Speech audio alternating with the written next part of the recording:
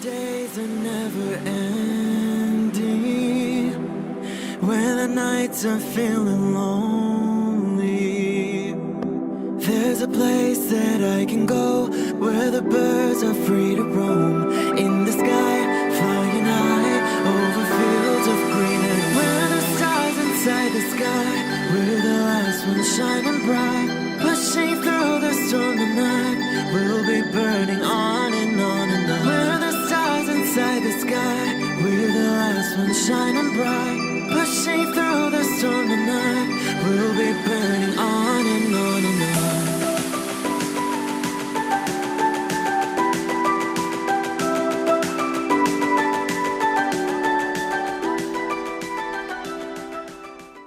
Hello Leo, this is Inspire 2016 with your weekly tarot reading for the week commencing the 4th May until the 11th of May 2020. The first card for you is representing, how do you feel about yourself? Your card is the Fool. You feel a need for a new beginning. This is a card of potential, new beginnings and innocence. This card shows the highest potential for your life, reaching a state of renewal and new beginnings, where each day is an adventure and each moment is lived to the fullest.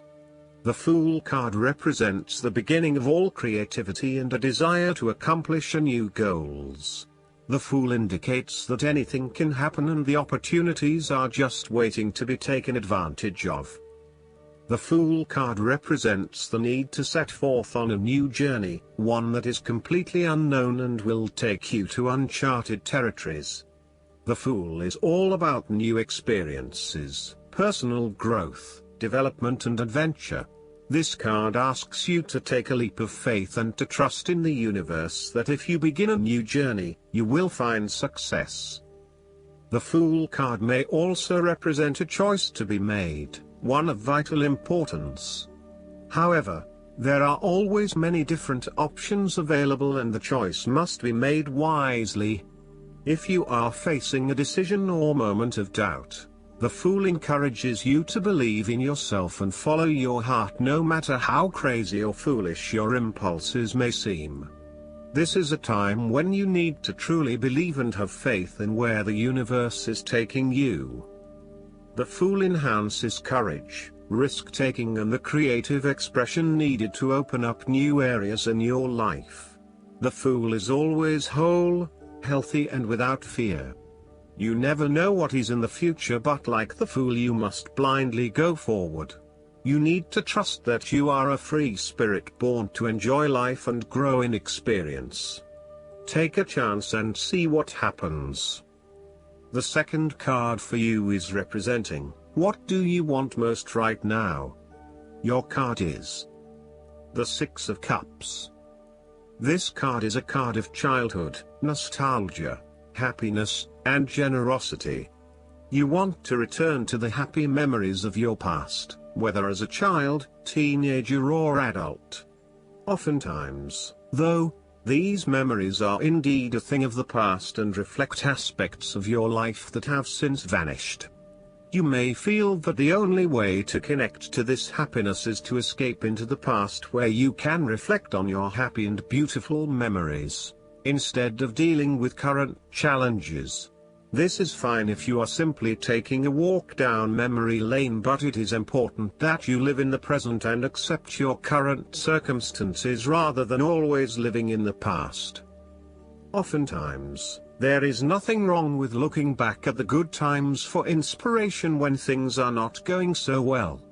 In the midst of change and crisis, the Six of Cups suggests that looking back at what you have endured is a good way to assure yourself that, whatever trials lay ahead, you will meet them and you will overcome them as you overcame others. After losses such as those on the Fives, the Six of Cups suggests that you need to take time out to heal, look back on the past and all the good that lies there. During this period of reflection, there is no need to focus on the negative. Instead, bring all of the positive energy from the past into your present and your future. The fallen cups are now full and upright again, but with blooming flowers that cannot be spilled or washed away. Now that you have looked back, the way forward will be clear and enlightening. The Six of Cups can represent a return to a familiar environment or to a childhood place. You may return to your hometown, to your parents' house, to your high school or even kindergarten. You could be going to a high school reunion or reconnecting with a childhood acquaintance. A teenage sweetheart or past lover may turn up again. Allow yourself positive, nostalgic memories of childhood, friends and family. If you can, spend time with younger people. The third card for you is representing your fears. Your card is the King of Cups. You may be incredibly emotionally controlling and manipulative. Otherwise, there would be a male significant figure in your life who is moody, sulky and withdrawn from others, particularly if things do not go his way. He can be vindictive and vengeful and has a talent at being able to punish others through emotional manipulation. He leaves you feeling uncertain about yourself and as if you are the problem, not him. This only leads to emotional instability within you, which is entirely undeserved. If this sounds like someone you have met in the past, there is still some work need to be done in releasing yourself from his controlling forces. This card can also represent a mature and loving, emotional person, who has let their emotions begin controlling their life.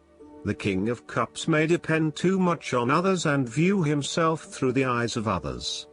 He may fall into delusions or alcoholism, or other forms of escapism to deal with emotional pain. This could show you trapped in a relationship with someone that is dependent and emotional, or a codependency situation. You may be struggling with self-deception and or the deceptions of others, and the most important thing in this situation is to see yourself and others as they actually are, with clear and loving eyes, but not foster any sense of dependence or weakness through your own actions. In a relationship reading, this card suggests that you feel quite confused about your relationship and your emotions are out of balance and out of control. You are uncertain about your true feelings, and every day they seem to chop and change, leaving you completely confused. You need to be careful, too, about the messages you are sending to your partner, as he or she may become easily confused too if you are up one day and down the next. It is probably best to keep some distance now until you work out your feelings and are more in control of your emotional state. Finally, this card also suggests that you need to take greater control and responsibility for your emotional state. Right now, you are letting your emotions rule your life. You want to take charge of your life, but then you are waiting for the universe to show you the way. You need to be more accountable for your emotional well-being. The fourth card for you is representing what is going for you. Your card is the Nine of Swords. The appearance of the Nine of Swords indicates fear and nightmares.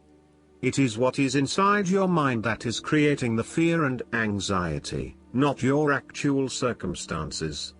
Your experience of the world is greatly influenced by our expectations, desires, and fears, and therefore you are largely the creator of your own world, and your attitudes determine how you experience that world. The Nine of Swords can also reflect fear of the future, or what may possibly happen in the future. If you allow yourself to be bound by fear of the future, you are at risk of eventually creating a negative reality for yourself by virtue of your expectations. Your nightmare becomes your self-fulfilling prophecy, which is clearly not a desirable outcome. Generally, this card is an indication that you are worrying excessively about a situation. You are literally being kept up at night because you are so anxious about a particular issue. It is possible you are working yourself up unnecessarily, and, if you were to look at the situation more objectively, you may come to realize that it is not as bad as you are making it out to be. In fact, all that worry and despair is what is making it worse, so rather than fretting about it, do something to change it. The fifth card for you is representing what is going against you. Your card is the Ten of Pentacles. This card suggests that the stability and security of the family unit, the marriage or the financials has been undermined and there is no longer that feeling of stability. This card may also indicate financial loss, problems with investments, and lack of resources. Despite a lot of time and effort, there seems to be many limitations to future success as a result of a poor foundation.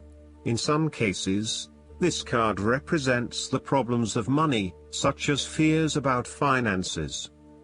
In a relationship reading where the relationship is relatively new, this card suggests that while you are keen to progress this relationship further, you are still not 100% sure that it has potential for the long-term relationship. You may be looking for a long-term relationship, but you are unsure that your partner is going to be the one who will provide that long-term commitment. Similarly, if you are single, this card suggests that you are looking for a fun relationship at this stage. Not anything more committed than that. You would prefer something that is just casual but still secure enough to know that you are a couple. The last card for you is representing the likely outcome that you may have. Your card is the Queen of Cups.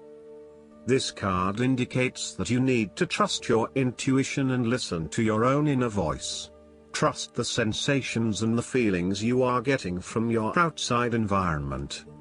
It also suggests that you need to empathize with others and to show true compassion.